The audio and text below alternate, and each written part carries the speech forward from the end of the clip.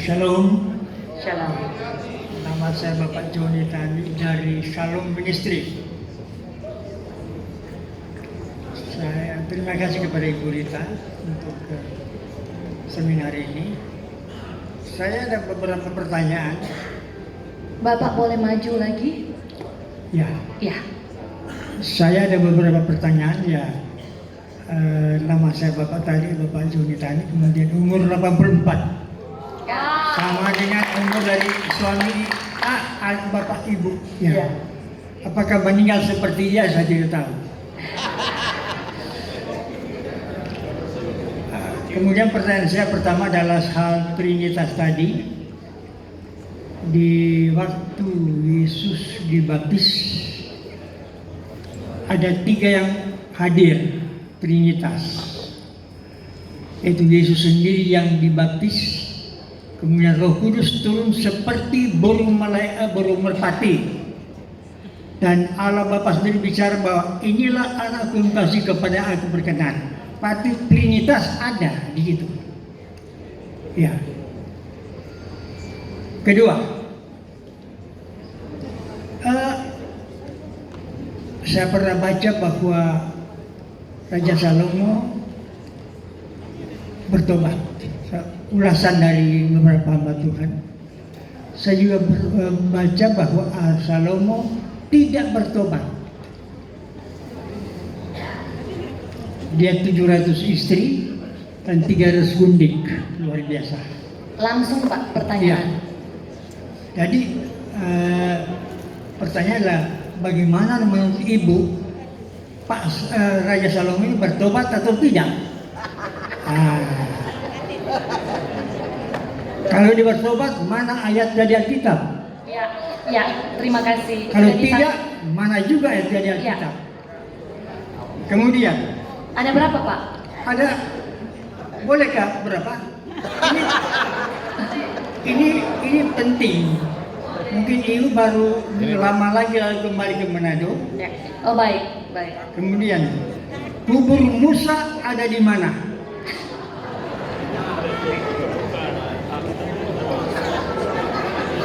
Lalu kemudian banyak orang meninggal belum mendengar Injil Yesus. Sorry, yang terakhir, maaf. Kubur Musa ada di mana? Ada menjadi perdebatan juga. Ya. Ada di mana dia menurut Ibu? Ada atau tidak? Ya. Ketiga. Kemudian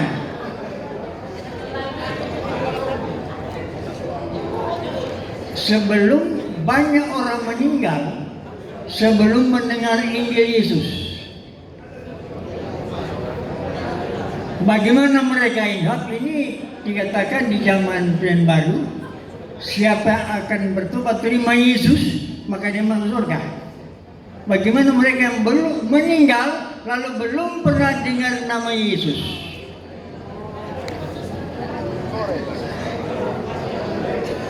Ya. Ada lagi. Ya, sabar ya. Belum tentu kita seumuran dengan Bapak, ya. Kemudian di Alkitab dikatakan bahwa siapa yang mengutuk Israel akan dikutuk. Siapa yang memberkati Israel akan diberkati. Kasus sekarang di Timur Tengah,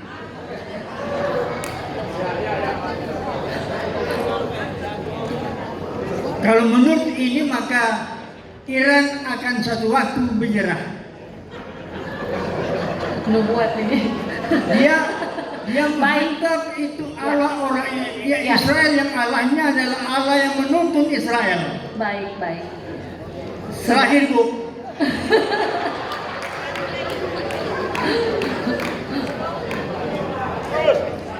Langsung. Orang Kristen yang beriman kepada Yesus sedang menunggu pengangkatan untuk tinggal di LB3, langit baru, bumi baru. Ya, terus. Apakah pengangkatan ini terjadi sebelum tribulasi Sementara tribulasi atau sesudah tribulasi? Sudah? Masih banyak lagi itu, tetapi Nah. Terima kasih. terima Ya. kasih. Kalau saya, Haleluya, Tuhan Yesus memberkati. ya, kalau saya ditanya begitu, 5 pertanyaan, satu saja jawaban saya, Pak. Urusan Tuhan. Tapi karena kita ada narasumber, ya silakan Ibu. Oke. Baik, pertanyaan pertama. Apakah Trinitas hadir pada saat pembaptisan Tuhan Yesus? Jawabannya iya, tentu saja. Di situ Trinitas sama-sama nongol. Ada Yesus Sang Putra, ada Roh Kudus yang menyerupai seperti burung merpati. Nah, kalau ada kata seperti berarti bukan burung merpati, namanya juga seperti. Artinya si penulis Alkitab ini tidak bisa menggambarkan pokoknya seperti, ya seperti. Lalu kemudian ada suara dari Sang Bapa, inilah anakku yang kukasihi, kepadanya aku berkenan. Oke. Lalu kemudian mengenai Salomo, Salomo itu bertobat apa enggak sih? Karena di kitab 1 Raja-Raja itu ditutup dengan Salomo yang hatinya sedang serong. Dia menyembah ilah-ilah asing gara-gara istrinya yang 1000 itu. Ya kan? Lalu kemudian ada orang yang menafsirkannya bahwa Salomo meninggal dalam keadaan tidak bertobat. Tapi ada yang menarik, bahwa kita harus tahu bahwa untuk Salomo itu ada janji baik kepada Salomo sendiri, juga baik kepada Daud ayahnya. Dalam 2 Samuel 7 ayat 14 sampai 15 mengatakan, aku akan menjadi bapaknya dan dia akan menjadi anakku. Apabila dia melakukan kesalahan, maka aku akan menghukumnya dengan rodang, dengan pukulan yang diberikan kepada anak-anak manusia, tetapi kasih karuniaku tidak hilang daripada. Seperti yang kuhilangkan dari Saul, yang telah kujauhkan dari hadapanmu. Memang di kitab Raja-Raja tidak tertulis pertobatan Salomo.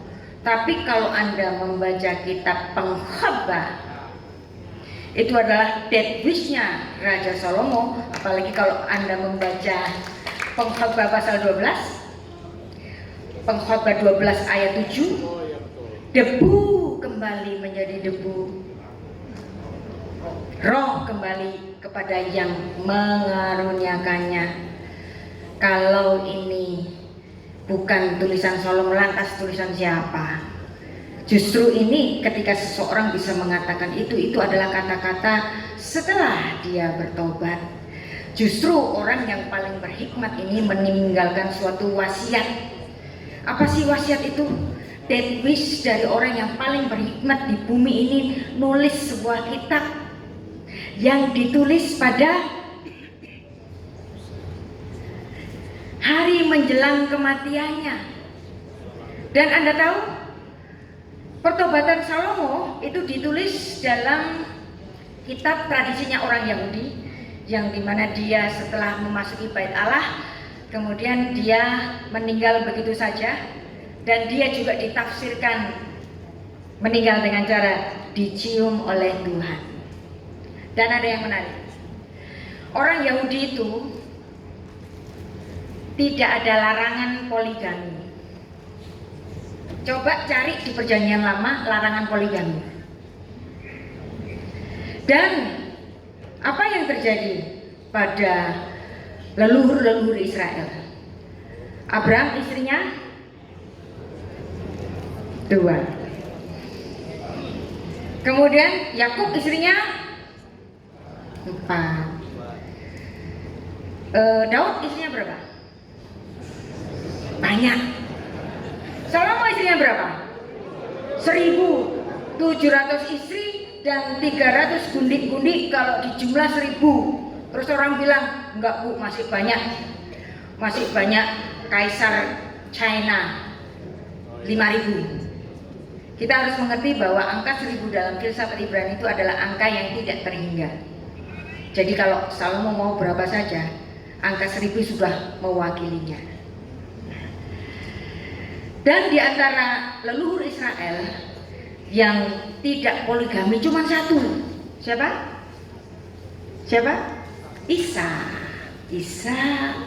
Ishak setelah istrinya meninggal, dia juga nggak kawin lagi. Wow. Tapi satu kata pun tidak pernah muncul dari mulutnya Ishak mengenai tatanan pernikahan monogami. Nggak ada. Anda tahu siapa yang memberikan tatanan monogami? Siapa? Salomo. Di mana?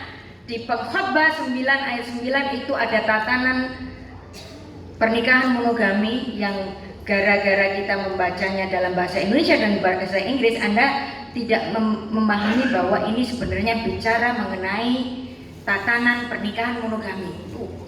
Tuhan itu kadang-kadang suka berkomedi, bapak-bapak, ibu-ibu. Yang ngomong monogami bukan Ishak, tapi Salomo.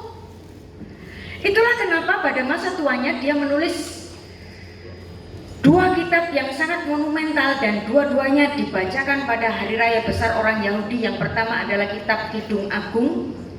Kitab Kidung Agung, Anda tahu?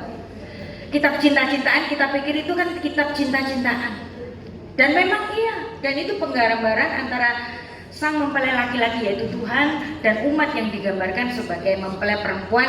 Kiranya umat Tuhan itu cintanya seperti gadis sulam yang tidak dapat dibeli. Sulam ini, si sulam ini, itu yang digambarkan sebagai mawar Sharon. Istilah mawar Sharon itu juga bukan istilah yang benar. Yang betul, sebenarnya yang betul itu bunga bakung dari Saron, karena bahasa Ibrani-nya Kafat Selet Lasaron, bunga bakung yang ada di padang. Mawar itu nggak ada di padang, karena dia adalah tanaman budidaya, harus di rumah, harus dijagai. Kalau nggak dijagai layu dia.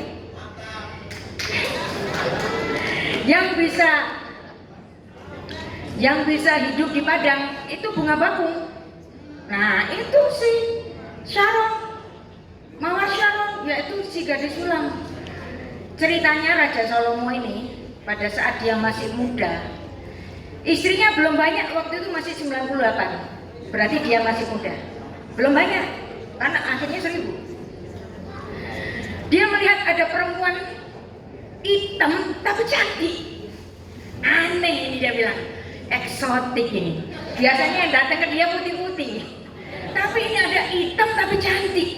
Dia lihat dia sedang ada di kebun anggur. Lalu Salomo bilang apa? Ambil itu perempuan, ambil itu. Kan namanya raja, siapapun bisa dia ambil. Ini kenapa dia kulitnya hitam? Karena dia pekerja kebun anggur yang kena sengatan matahari, yang artinya dia adalah rakyat jelata. Rakyat jelata. Nah, rakyat jelata ini diambil istri oleh sang raja, mestinya kan seneng, ya kan, status sosialnya jadi naik, keluarganya juga menjadi terhormat. Tapi ini si gadis sulam ini sudah punya pacar, bapak-bapak, ibu-ibu, yaitu gembala yang ada di kampungnya. Ya ampun.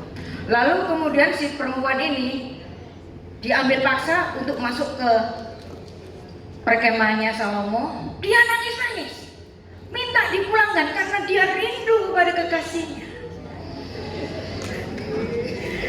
Lalu kemudian dayang-dayangnya Salomo ini mendandani dia masih nangis-nangis sampai dia mengatakan, "Kusumpahi engkau, hai putri-putri Yerusalem, aku sakit rindu."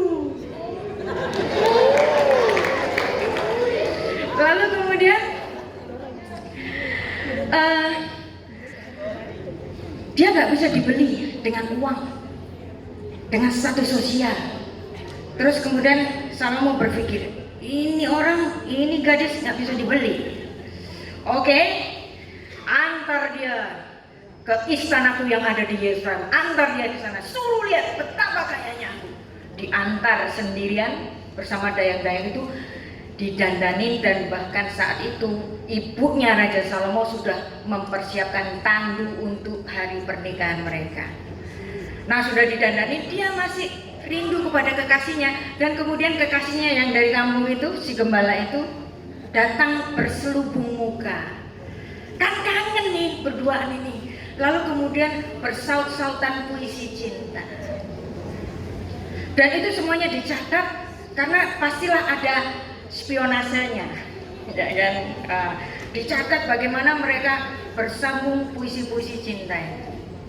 Lalu kemudian si gadis sulam ini disekap, dia kemudian menyumpahi bahkan sampai 3 kali kepada putri-putri Yerusalem itu, "Kusumpahi engkau, hei putri-putri Yerusalem, sakit rindu aku." Lalu sudah disumpahi 3 kali kan extremely. Kemudian putri-putri Yerusalem itu bilang, "Seganteng apa sih pacarmu itu?" Lalu kemudian ini yang biasanya dikutip oleh teman-teman muslim, "Putih bersih kekasihku," dan seterusnya. Nah, dan waktu itu Salomo datang dengan serdadunya, ribuan tentaranya untuk menunjukkan kekuasaannya. Si gadis sulam tetap gak mau. Waduh, dibeli dengan harta gak bisa, dibeli dengan kuasa gak bisa. Oke, terakhir, jurus terakhir. Apa jurus terakhir? Sexuality. Makanya ada kata-kata seksual di situ, tapi sebenarnya masih dalam, kalau saya baca itu masih dalam batasan, masih sopan kok. Karena untuk menggambarkan intercourse itu digambarkan dengan kata-kata "aku mau naik", sopan, masih sopan kok. Nah, dan kemudian Salomo menggunakan jurus itu, menggodanya bahwa dia buah dadanya, tubuhnya, dan semuanya yang miring-miring itu. Lalu apa jawaban dari si gadis sulam? Si gadis sulam menjawab pada Raja Salomo demikian. Jadi sebenarnya di kitab Kidung Agung itu Raja Salomo itu jadi tokoh antagonisnya.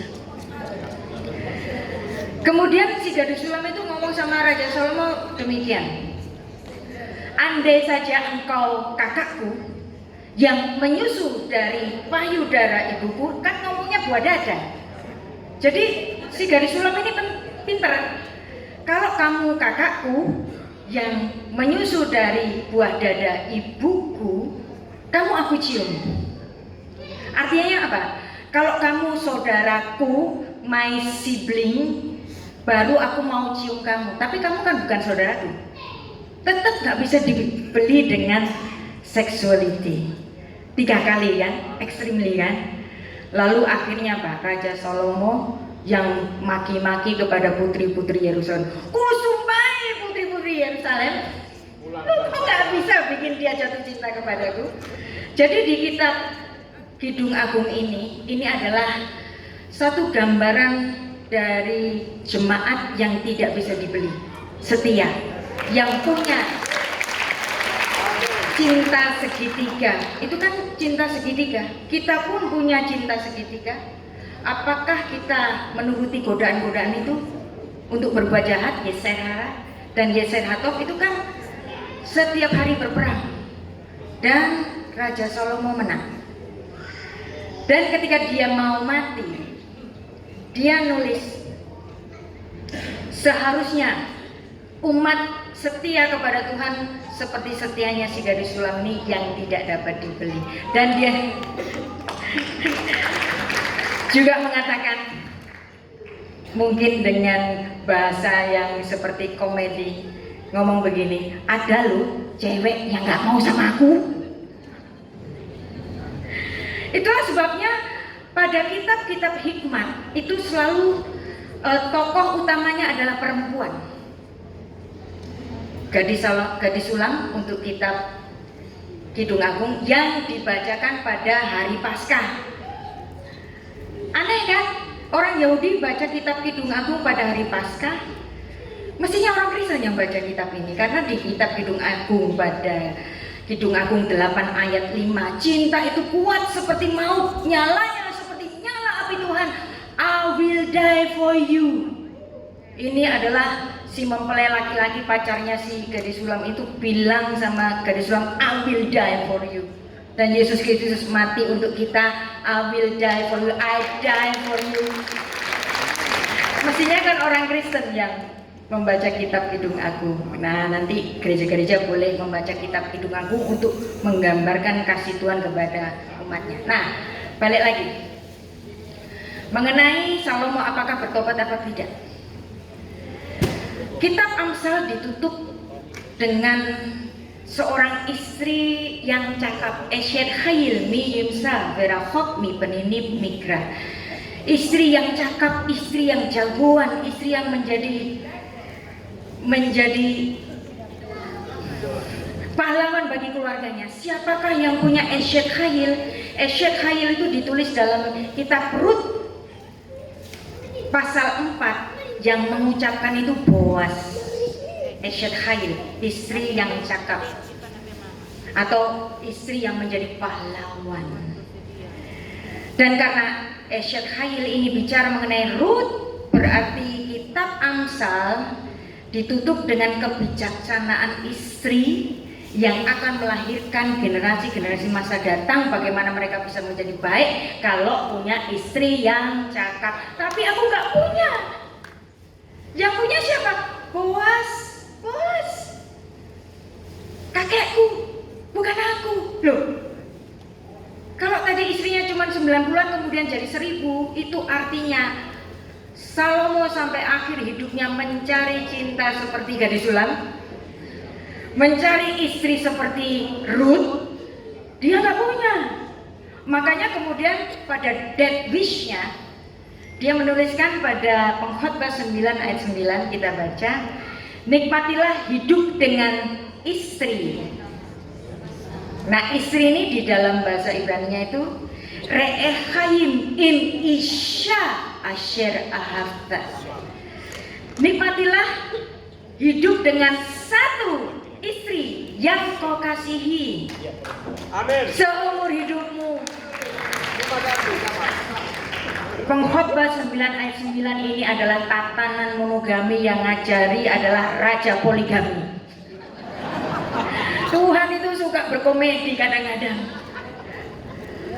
Jadi bapak-bapak, ibu-ibu, lihat istrimu. Perhatikan, ketika engkau muda, punya semangat menyala-nyala untuk jatuh cinta padanya, I will die for you, itu adalah cinta musim semi. Makanya orang Yahudi pada hari raya musim semi itu membaca kitab Kidung Agung, cinta yang menyala-nyala seperti cinta masa muda. Nah, kemudian setelah pacaran kan kemudian menikah. Ketika menikah, kemudian si istri melahirkan putra putri, dan itulah kehidupan yang sebenarnya. Kalau tadi kan cinta-cintaan, kalau sudah menikah itu kehidupan sebenarnya.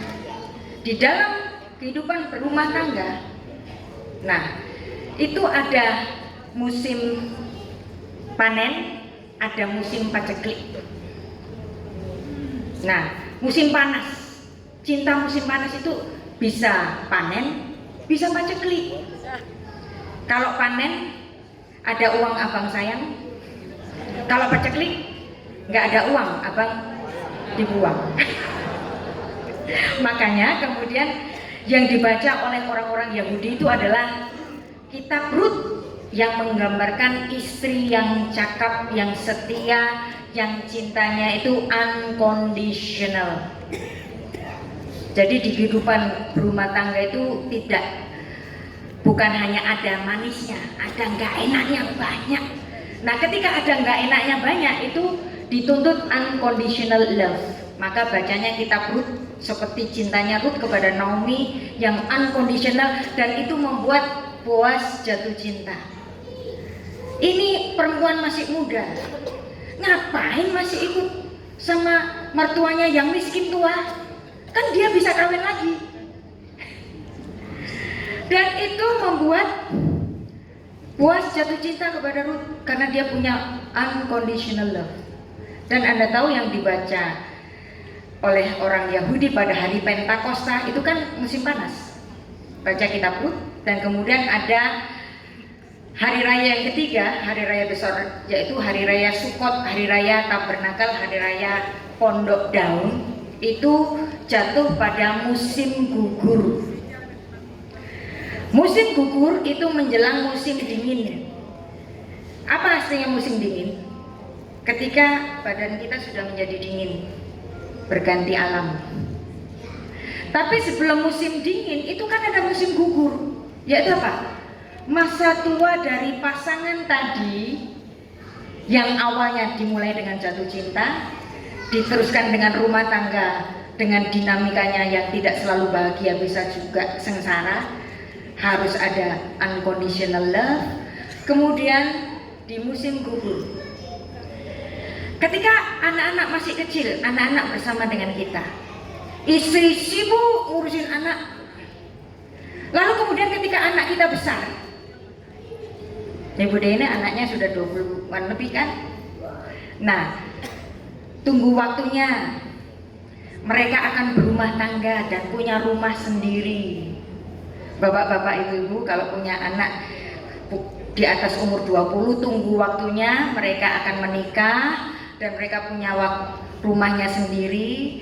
Nanti yang di rumah tinggal papa dan mama berduaan. Terus suami ngomong gini, lu lagi. Pagi hari melek, lu lagi. Malam mau tidur, lu lagi. Lalu kemudian sang suami ini sadar, oh ternyata hartaku cuma satu, istriku. Anak-anak sudah pergi. Jadi bapak-bapak punya istri satu, itu hartamu yang terbesar. Amin. Makanya Raja Salomo mengatakan, nikmatilah hidup dengan satu istri yang kau kasih seumur hidupmu, yang singkat seperti setarikan nafas yang dikaruniakan di bawah matahari. Kenapa istrinya banyak? Nah, ada pertanyaan tadi, Salomo. Namanya juga Shalomo. Dia suka mendapatkan upeti dari negara-negara jajahannya yang dia kuasai.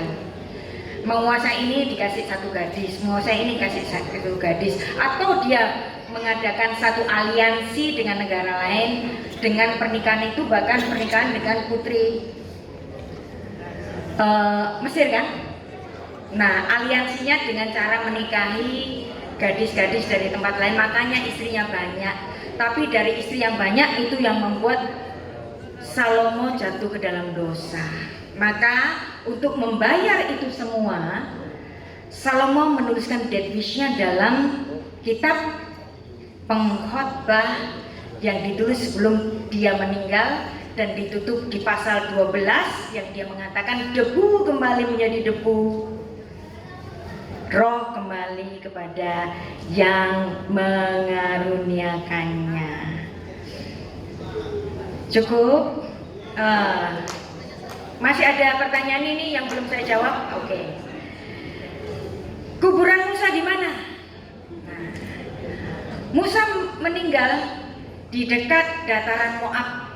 Ketika Musa melihat, oh, itu adalah tanah perjanjian.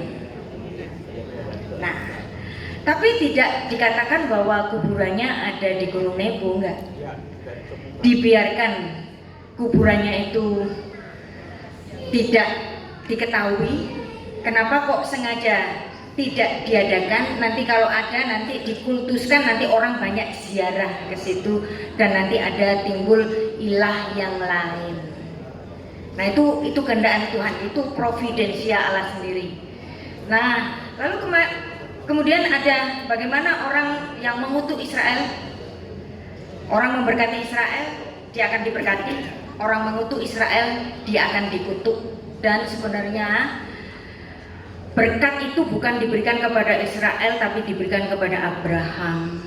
Hanya saja karena Abraham melahirkan bangsa Israel sebagai keturunannya, maka berkat Abraham ini diberikan kepada Israel. Nah, perhatikan, tapi saya tentu saja tetap berpegang pada Alkitab bahwa Israel adalah bangsa pilihan Tuhan. Amin. Amin. Amin. Sampai sekarang pun, yes. Ya. Tapi Anda harus ingat dinamika orang Israel. Ketika Israel setia, berkat diberikan. Ketika Israel tidak setia, Ya. Dihukum.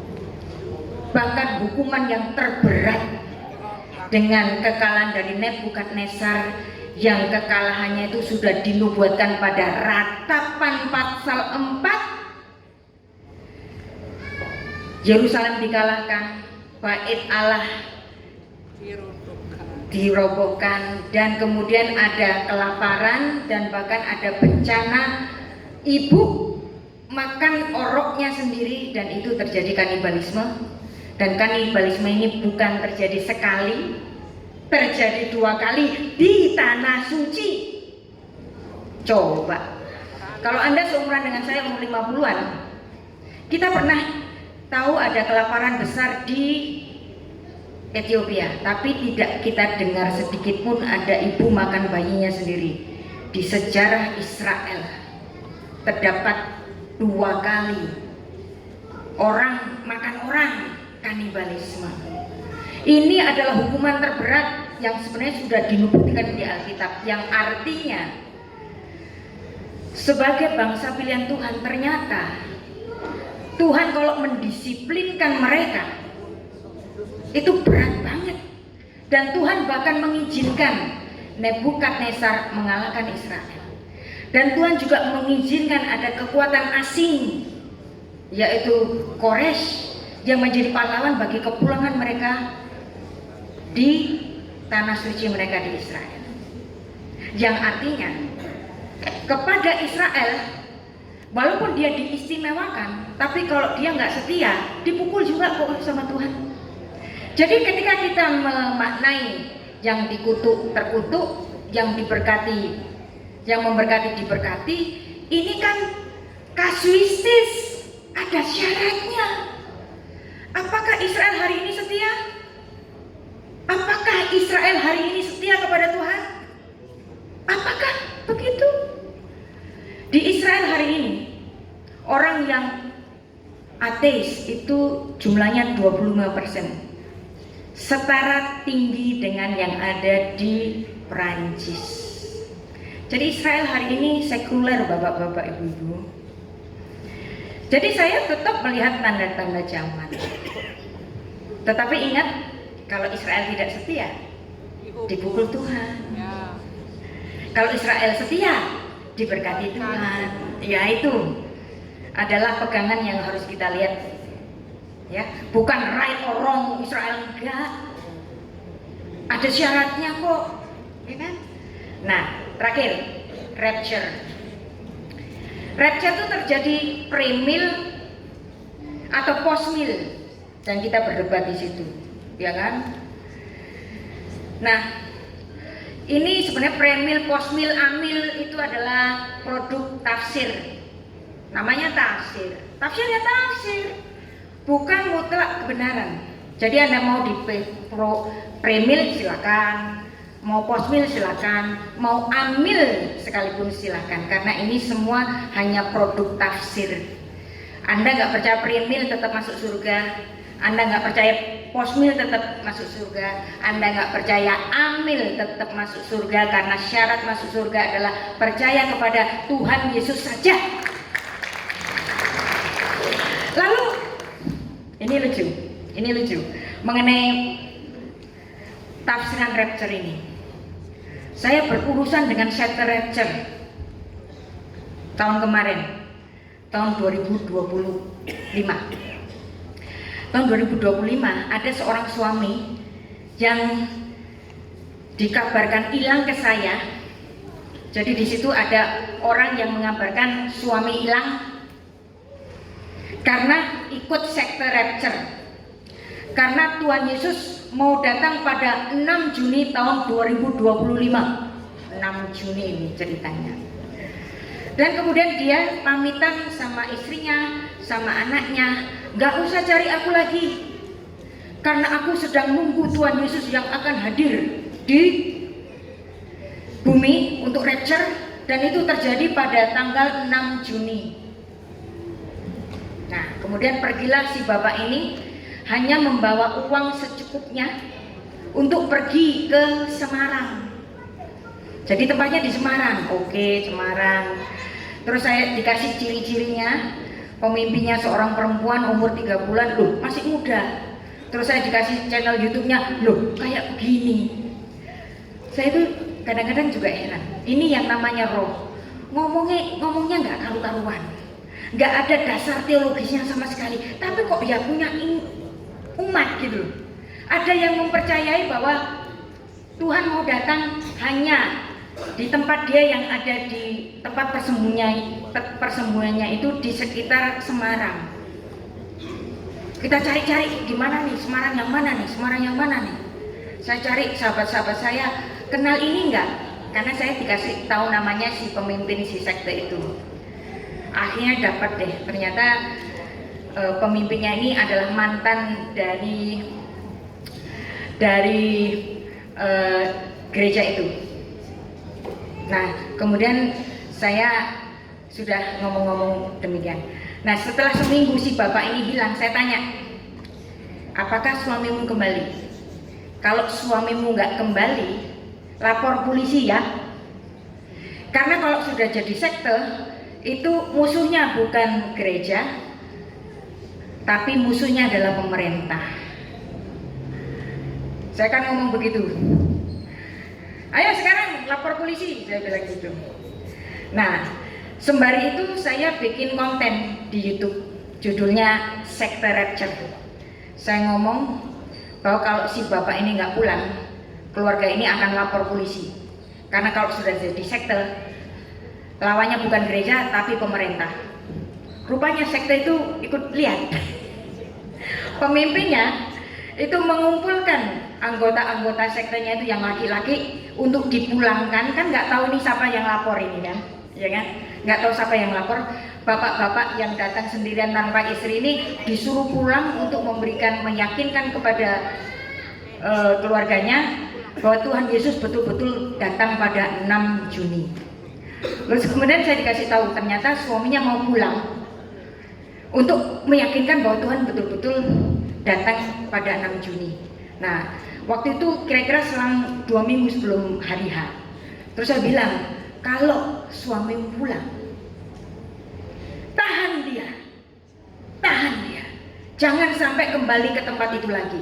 Oke, kita percaya bahwa Tuhan akan datang 6 Juni 2025. Oke, saya bilang. Kalau memang Tuhan itu adalah Raja Semesta, masa harus ke Semarang? Terus kalau memang Tuhan Yesus itu hadir untuk rapture, masa dia nggak bawa anak dan istrinya? Sekte macam apa ini? Saya ngomong begitu. Yakinkan suamimu jangan kembali ke sekte itu. Oke, kamu bilang percaya Tuhan Yesus akan datang 6 Juni. Tapi Tuhan Yesus juga bisa menjangkau rumahnya yang di luar kota Semarang itu. Akhirnya datanglah hari H, Tuhan Yesus nggak datang. Ya kan? Dan kemudian ada heboh baru, bahkan ini lebih viral lagi di TikTok yang mengatakan bahwa pada Rosh Hashanah 23 September tahun 2025 Tuhan Yesus akan datang. Belajar juga kan? Jadi semua rakaan nubuat mengenai rapture itu sudah banyak yang meleset, bapak-bapak, ibu-ibu, ya kan?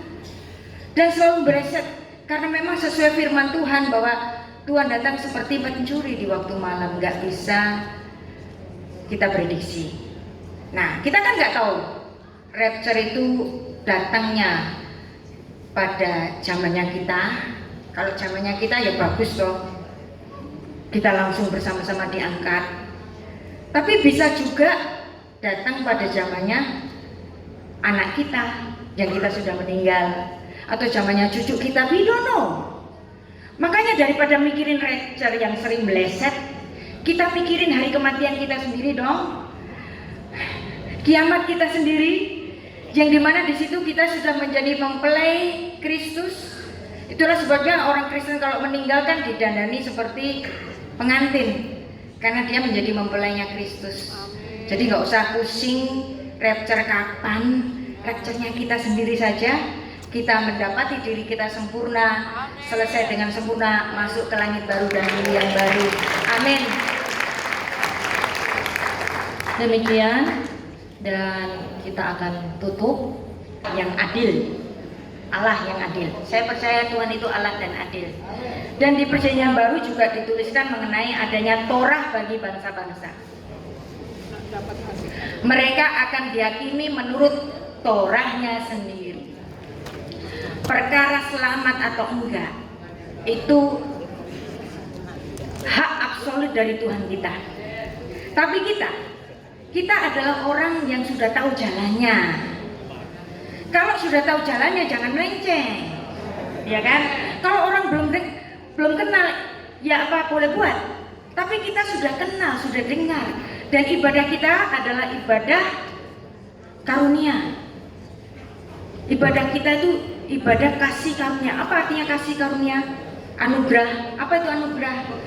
Anugerah atau kasih karunia itu yang memberi, tidak berkewajiban, yang menerima nggak punya hak. Kita adalah orang berdosa, tidak punya hak untuk diampuni, tapi Tuhan kasih pengampunan. Nggak punya hak tapi dikasih, itu anugerah. Maka anugerah ini jangan sampai lepas. Jadi keselamatan itu saya gambarkan seperti kita naik kapal. Nakodanya Yesus. Kita naik kapal di situ. Kalau kita loncat dari kapal itu, mau jiar gue. Maka marilah kita tetap ada di kapal bahtera yang dinakodai oleh Yesus Kristus. Amin. Baik, sebelum menutup,